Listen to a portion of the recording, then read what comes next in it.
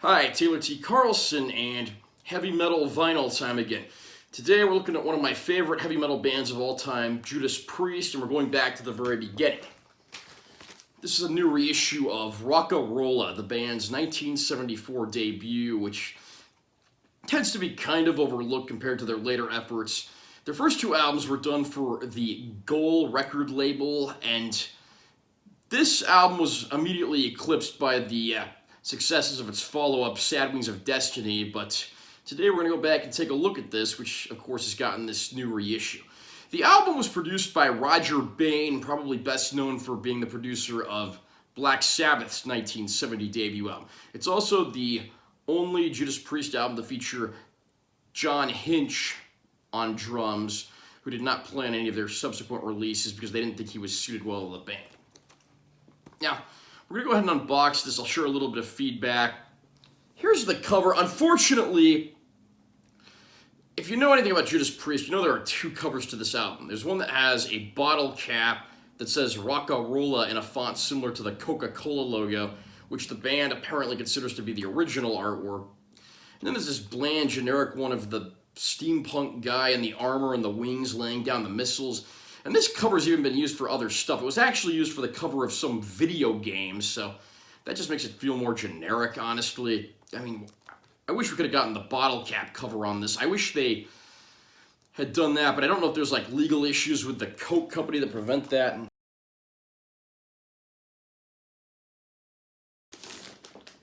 And here's the back. This is just very bland and generic looking. You got the tiny little bit of art similar to the cover up there. And down here it's just like this plain purplish background, and you got a list of the songs in a generic font with songwriting credits. The original release with the bottle cap cover at least had photos of the band. And if you look at all the credits on this release, it mentions, of course, vocalist Rob Halford. Well, there's a problem with calling him that if you follow the band at all. On their original release of Rocka Rolla that had artwork and photos on the back, he was credited as Bob Halford. He was not yet Rob Halford, so it's not correct to call him that on the reissue. I mean, you got to get these things right. Also, the original release of this had Glenn Tipton's first name misspelled with only one N, but again, this release corrects those, so it's not really true to the earlier release. I don't think that's going to be a deal breaker for people who want to get this, but I mean, you can't deny this back cover just looks kind of bland and boring.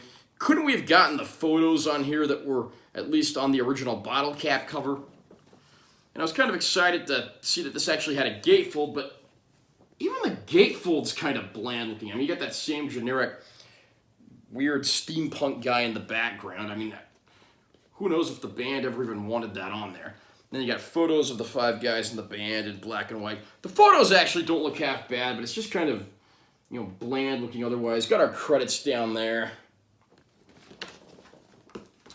And the band actually does not receive royalties for these first two albums because Goal Records retains the rights since the band had to breach their contract to get their major label deal, which is a damn shame. Obviously, by all means, support the band. I wish there was a way to support the band and buy these songs, but if you're a fan and you want to own everything, unfortunately, you'll probably have to get a release that's not band sanctioned, which is kind of a shame.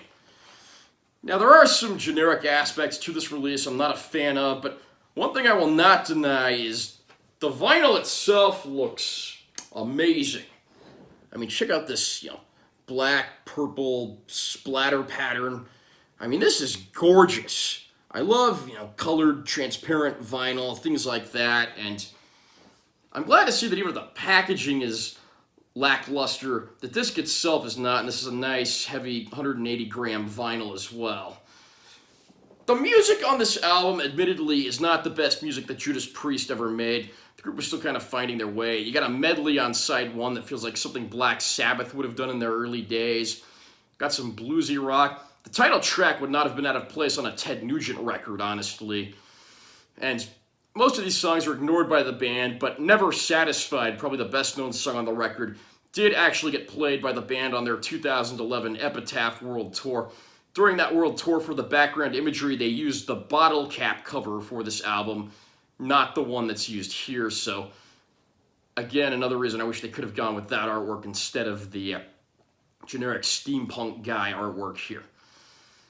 Fortunately, the music on here, for the most part, is pretty solid. Sound quality is always going to be a little iffy because of the questionable production conditions. Again, I'd like to see some of these songs get revisited by the band in the future, but I think they kind of stay away from them because of all the legalities and other nonsense that goes along with them, and I can't totally blame them there. Fortunately, though, I mean, this record sounds very good, and I think fans of Judas Priest who want to own this album on vinyl in some shape or form will be happy with the sound quality. There was another reissue of this a few years back for Record Store Day, which had the bottle cap cover and colored vinyl, so you might want to hold out for that version if you're a little more of a purist. Are you a Judas Priest fan? What do you think of Rocka Rolla if you've heard it? Are you going to pick up this reissue? Comment down below and let me know what you think. Also remember to subscribe to this channel for more content and give this video a like if you found it helpful. I'm Taylor T. Carlson. I'll see you in my next vinyl video.